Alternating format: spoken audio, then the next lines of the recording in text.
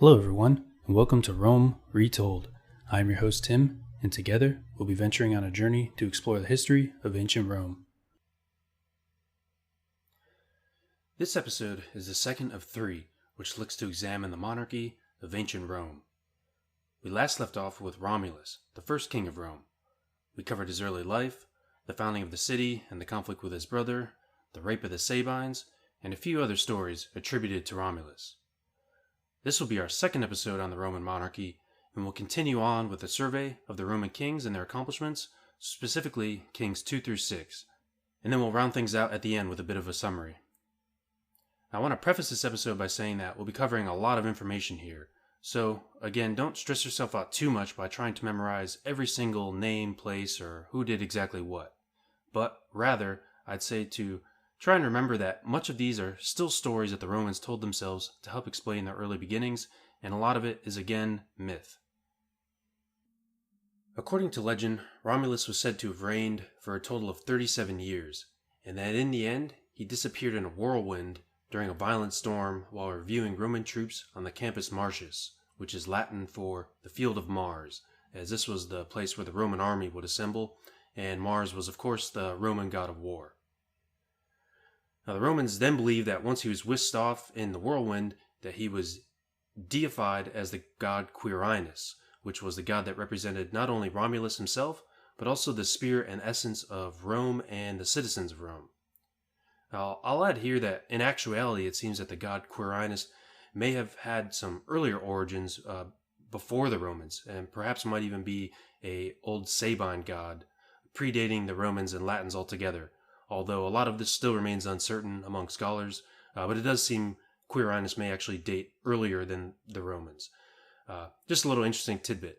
But either way, the god Quirinus grew to have a major following within Rome. It would eventually be one of Rome's three main gods, along with Jupiter and Mars.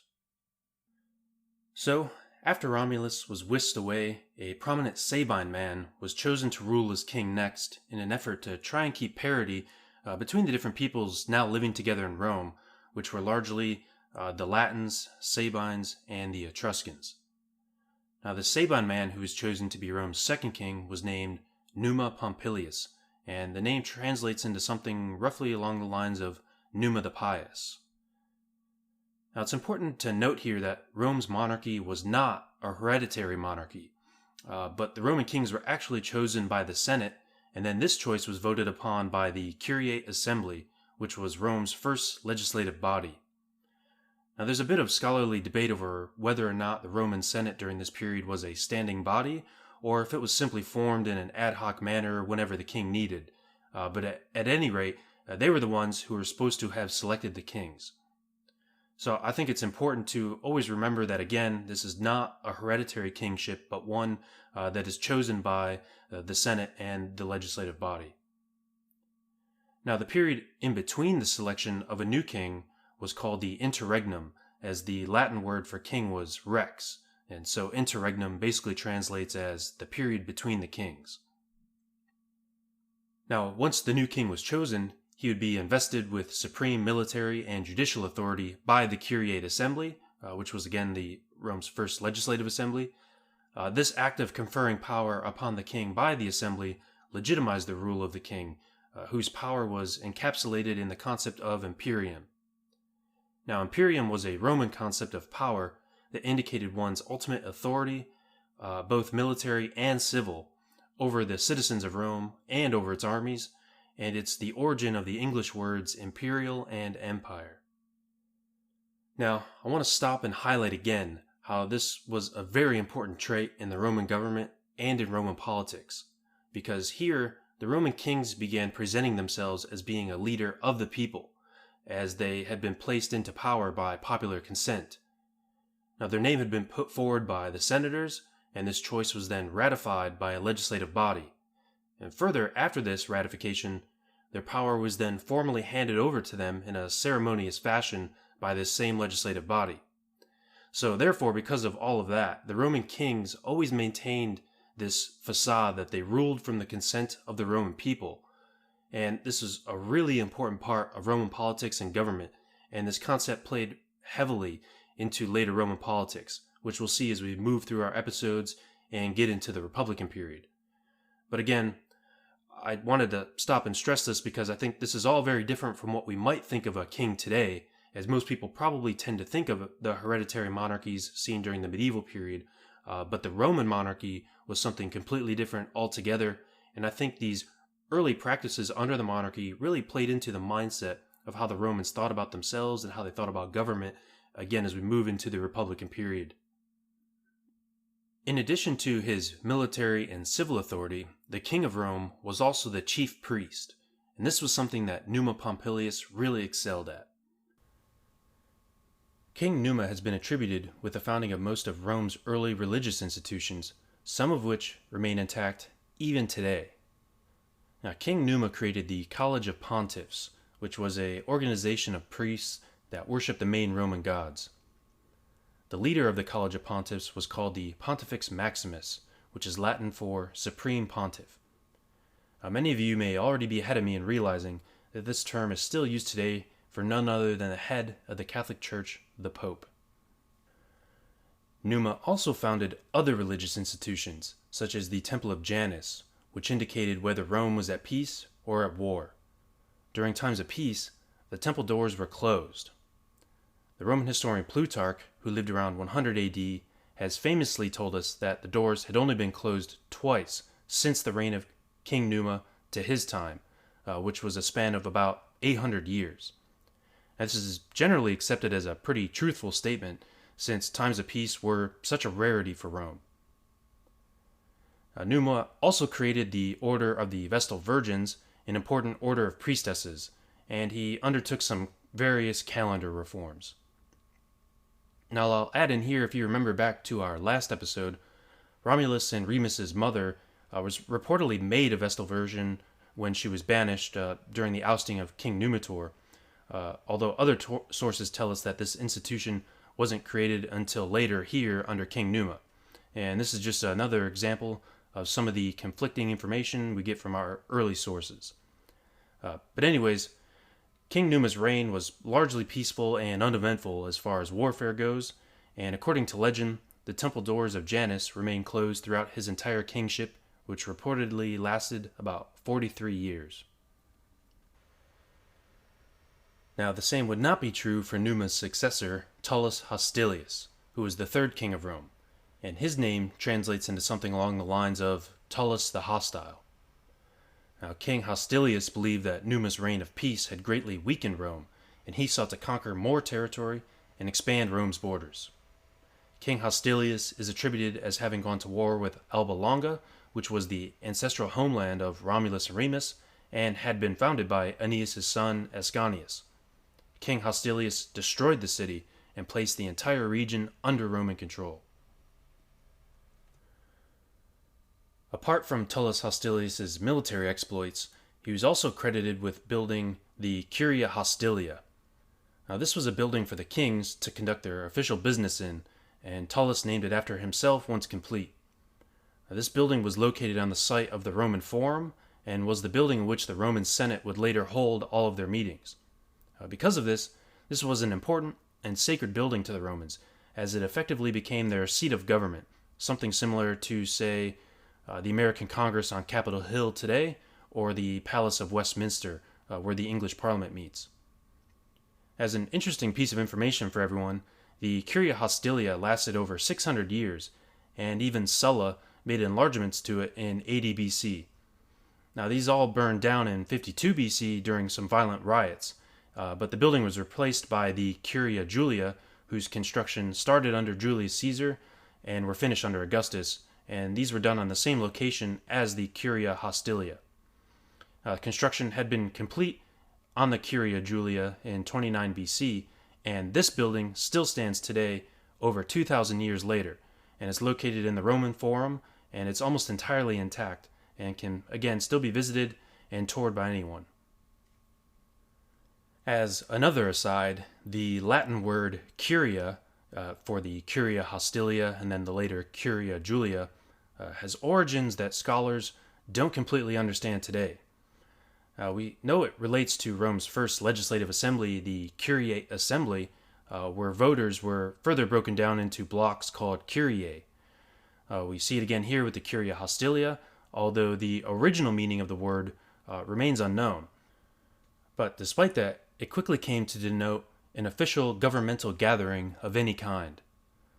This Latin term even carried on into medieval times as the Curia Regis, which in English means the King's Court, and this was used by countries like England, France, and several others. Even today, the Catholic Church's main administrative body is called the Roman Curia, and all of this terminology goes back to these early kings of Rome in the 700s BC. Okay, now looking back to King Hostilius, he met an untimely end, despite his reportedly long reign. Being that he was increasingly focused on his military efforts, Roman legend tells us that Tullus Hostilius began neglecting his religious duties as king. As punishment for this, and for specifically failing to perform the correct sacrifices to Jupiter, his house was struck by lightning one night, where he and everyone else inside were burned alive. So, as before, the Roman Senate convened during a period of interregnum, where they called the Senate and the Curiate Assembly to select a new king. A man named Ancus Marcius, who was the grandson of Rome's second king, Numa Pompilius, was chosen as the fourth king of Rome, and he was supposed to have been a blend of his grandfather Numa's religious elements, while also incorporating Hostilius' war-making capacity. Ancus Marcius fought further wars with the Latins, and appears to have been successful in all of these, conquering more lands for the Romans. He also expanded the borders of the city of Rome, which, if you remember before, was called the Palmarium, and he built several new fortifications around it to strengthen its defenses. He built and expanded several religious temples, and he is also credited with having founded Rome's port at Ostia, which would eventually become a key shipping center for the Romans, as it lay at the site where the Tiber River runs into the Mediterranean. I'll also add here that environmental conditions have changed in such a way that Ostia now sits 2 miles, or about 3 kilometers, inland away from the Mediterranean Sea, but it's quite an extensive archaeological site for discovery about the Romans. Ancus Marcius ended up dying a peaceful death, and although he had 2 sons, one of his friends began plotting to take the throne next, and it's from this point forward that we're going to be seeing a lot of plotting and scheming related to the Roman throne.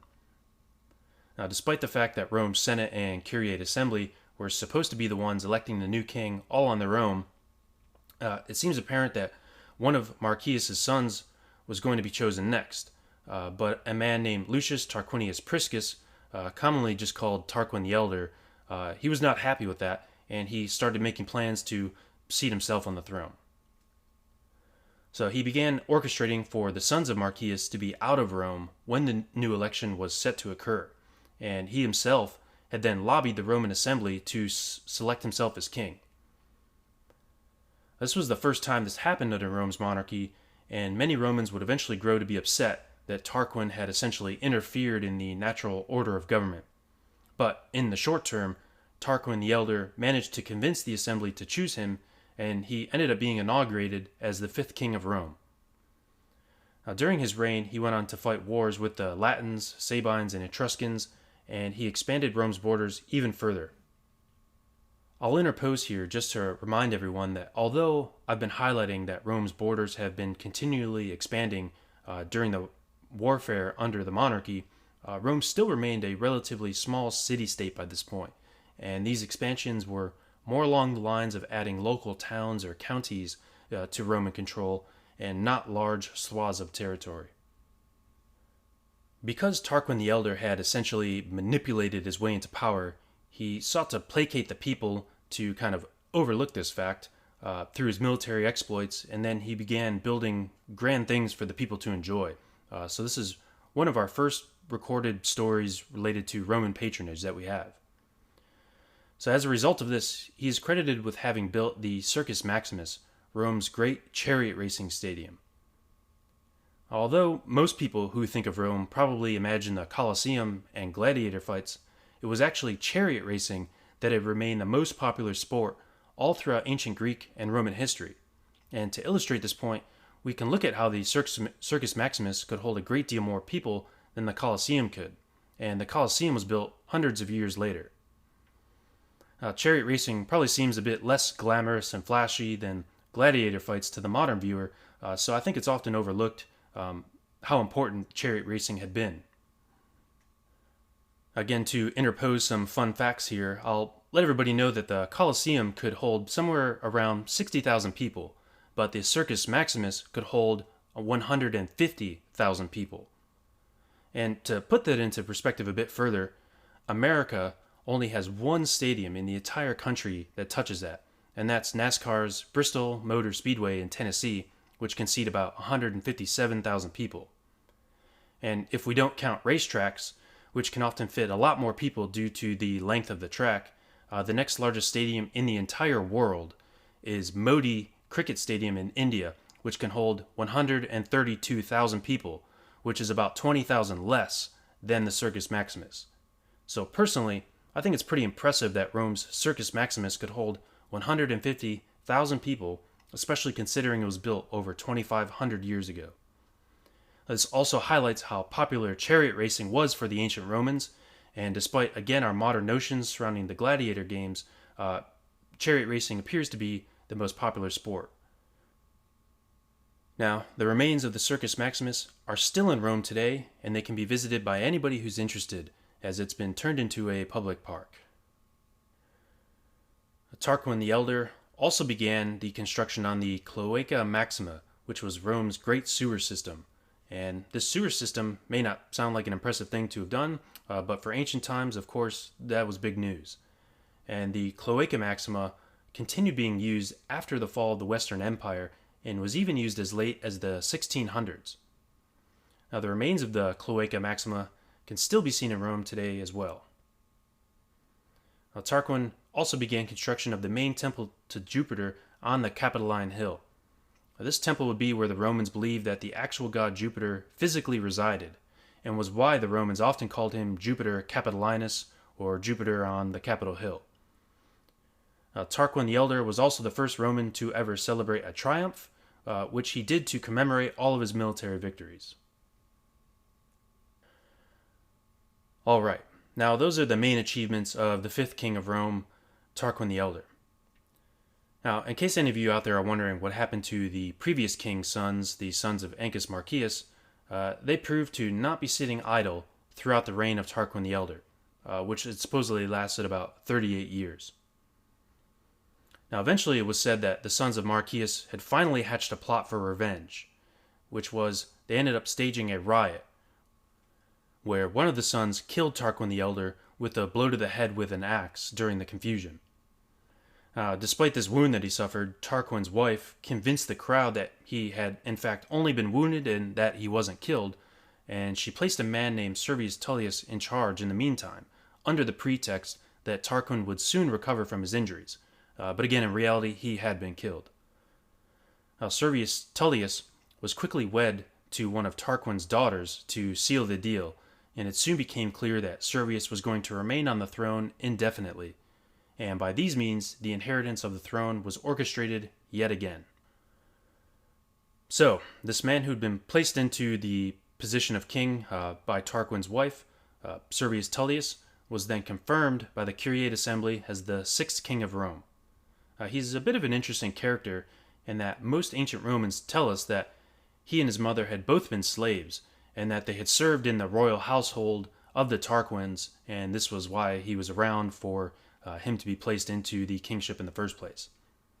This idea is further supported from his very name being Servius, which was a Roman first name that was common for former slaves, as it was a derivative of the Latin servus, as typically in Latin, the V is pronounced as a W, for anybody who may be unfamiliar.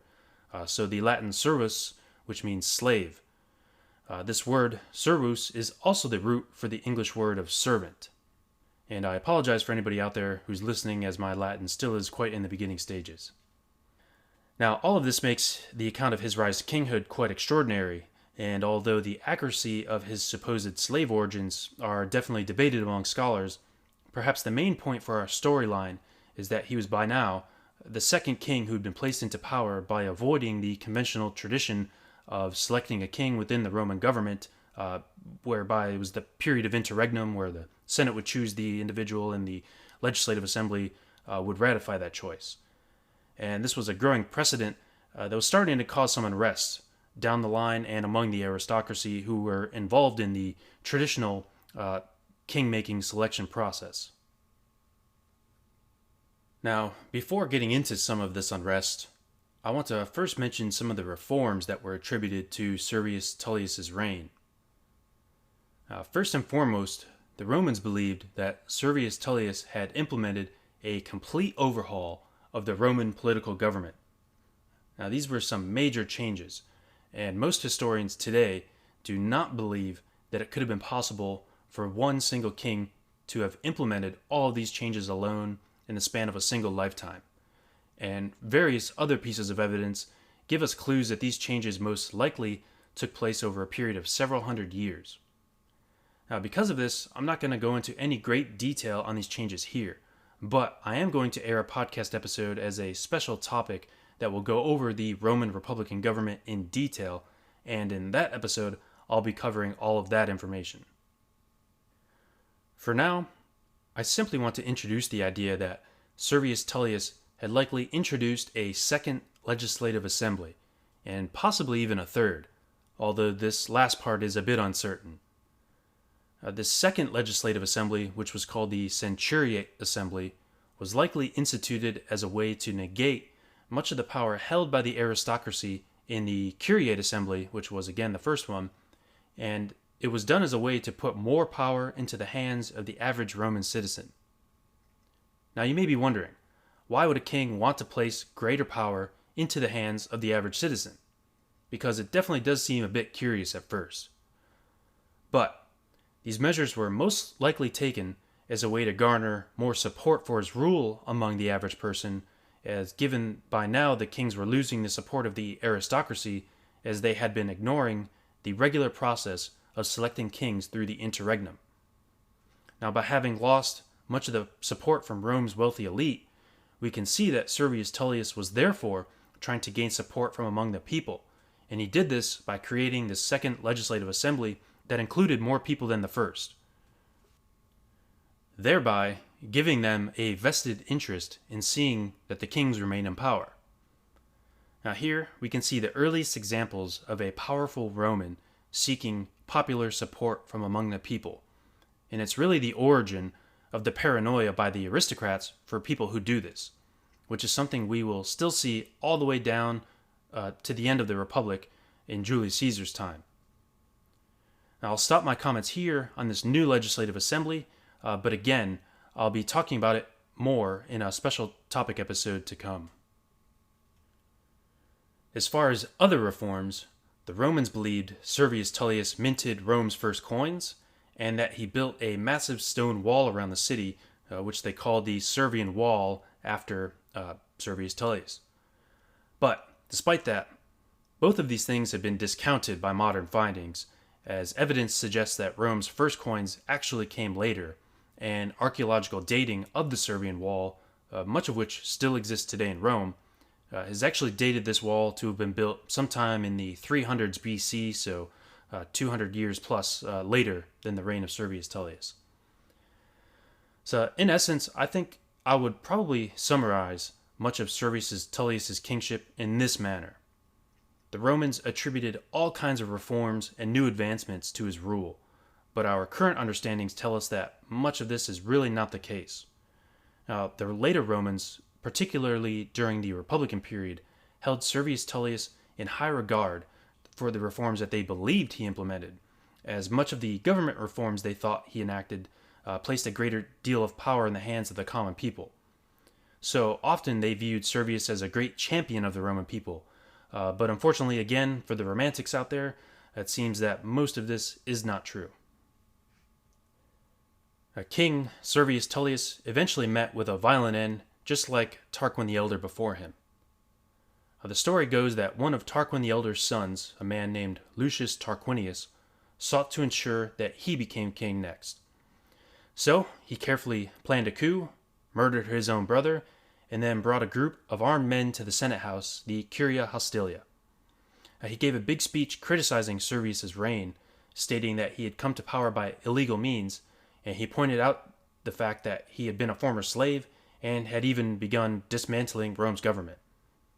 Now, Servius Tullius arrived to the Senate House during this speech, but before anything could be done, Lucius Tarquinius threw him down some steps, and he was murdered by the armed gang that had accompanied him. Lucius Tarquinius then declared himself king, so it seems obvious that he wasn't really all that concerned about adhering to Rome's traditional methods of selecting a king either.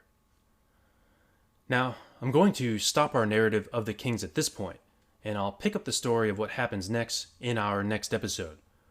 Before we end, though, I want to pause and try and give some clarity to everyone on everything and all the information that I just went over. Now, the story of the Roman kings, as passed down to us by the Romans, is largely considered to be closer to myth than any historical reality. There are several big problems with these legends when looking at them from a historical perspective, chief of which being the supposed length of rule for each king. Now, the regal period allegedly lasted from 753 BC to 509 BC, but that gives us an average of a 34-year rule for each king. Now, that would make it the highest average length of rule for any kingdom anywhere in the world at any point in history, and it's not generally accepted by historians that this could have really been possible. Now, historians therefore confront this issue with one of two ideas. Either there were more than 7 kings, or the period of kings was shorter, thus better accounting for the 7 kings. Both proposals have been argued quite well by historians. Those that argue for a shorter regal period can point to archaeological evidence, as it is quite clear from excavations that the major buildings in Rome, mostly buildings around the Roman Forum, such as the Curia Hostilia, the Regia, the Temple of Janus, these buildings are all dated to the 600s BC.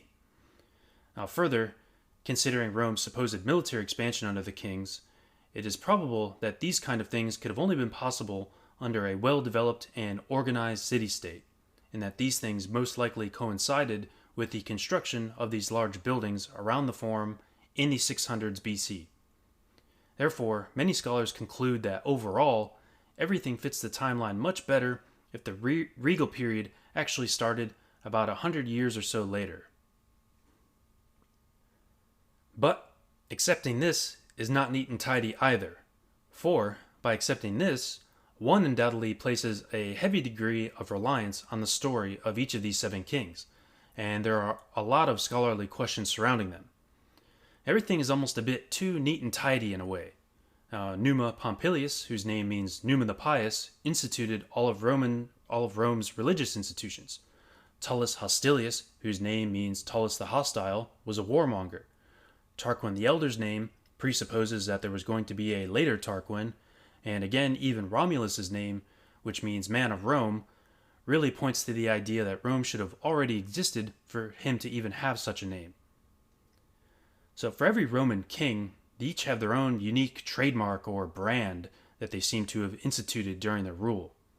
So again, all of this is highly suspect, and we can really look at Servius Tullius's reign as a quick example. Now, modern studies in archaeology have been able to debunk most of his alleged accomplishments. So how much faith can we really place in the other stories that exist surrounding the kings? Even further, we have archaeological evidence that the 7 hills around Rome were occupied as early as 1000 BC, 250 years before the alleged founding of Rome in 753 BC.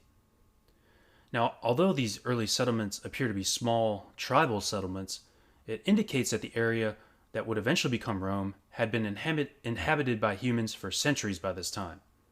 And we can definitely, strongly say that a large urban city didn't exist on the site of Rome until the 600s BC, but people were still living at these sites far before then. So personally, to me, accepting the shortened timeline places a bit too much faith in the original story for my own liking. Now, although I'll freely admit that I'm a willing romantic at times when it comes to wanting to believe some of these old stories, I also can't ignore when my sense of reason is yelling out at me. And again, accepting solely the shortened timeline seems to place just a bit too much trust in a lot of these stories and that there were these seven kings. So, placing a large asterisk out there onto the airwaves, I'll go ahead and share my own opinion, given that I am the host of this podcast here. So, whatever that might be worth. Now, in my own mind, I think it's possible to believe that since there were people living on the site of Rome since at least 1000 BC, there would have been village elders, leaders, or other individuals that existed that we could probably use the term as king for maybe lack of a better term. Now, these leaders or kings undoubtedly did not preside over a large, urban, organized city at that time. But I think it's fair to say that there would have been some form of social leadership among these individual communities. So, what I'm getting at is I think it kind of depends on what our actual definition of a king is. Are we talking about specifically a king of a large, organized, urban city-state, or are we just speaking in general who were the kings of Rome? So a little bit of interpretation there, and again, depends on what your definition might be. Now, the different various communities that developed on the seven hills around Rome must have coalesced at some point, but the exact date of this is uncertain to us now. Now, this would have likely been accomplished with a process called Synoikism, which is a term that refers to exactly this idea. Now, centuries later, it's clear that the Romans were unsure of their own exact origins or of their old traditions, and so they created and then passed down the myths of the kings as a way to explain their ancestry and their customs. Now, within these myths, there were likely certain kernels of truth, but the stories probably came to be embellished and exaggerated upon and exist in the current form that we see them in today. That's really a process that happens with humans all over the world, and we can probably find a lot of similarities looking at really any ancient civilization that existed at any point in history. So what I'm really saying is this. We still don't really have a good answer as to whether we should now consider the Roman regal period to be shorter and beginning sometime in the 600s BC, or earlier, and to accept that there were more than seven kings. I think a lot of this debate could be helped along by a standardized definition of what historians are really trying to measure here, and the lack of a good definition for specific terms is definitely something that does often plague historians. Personally, I think it's clear from the archaeological evidence that humans were living on the modern site of Rome since at least 1000 BC, but that these communities did not coalesce and become a large urbanized center until the 600s. And as to a more standardized delineation of when the regal period could have existed, I think that will be up to historians to argue a bit further. Either way, overall, I think it seems that the legends of the Roman kings exist as a way for the Romans to explain some of their origins that they did not understand, much of which was ancient even to them. Now, these myths helped tie in their uncertain past, and it allowed them to try and make sense of everything. Much like the myth of Troy, there can always be important kernels of truth to take away from these stories, and there are a few important facts for us to consider. For although these myths may be unhistorical, they still form the foundation of Roman national identity. Thank you for listening. Feel free to check out our website at romeretold.com, where you can find out more about the podcast and find links to other platforms for listening. You can even support us through Patreon, where you can help support the time, money, and research that goes into providing this podcast. You can also find the link to our Discord server, where you can join our community, ask any questions, or offer suggestions for future podcast topics. Or you can just join in on any of our discussions about ancient Rome. Thank you, and we'll see you on the next one.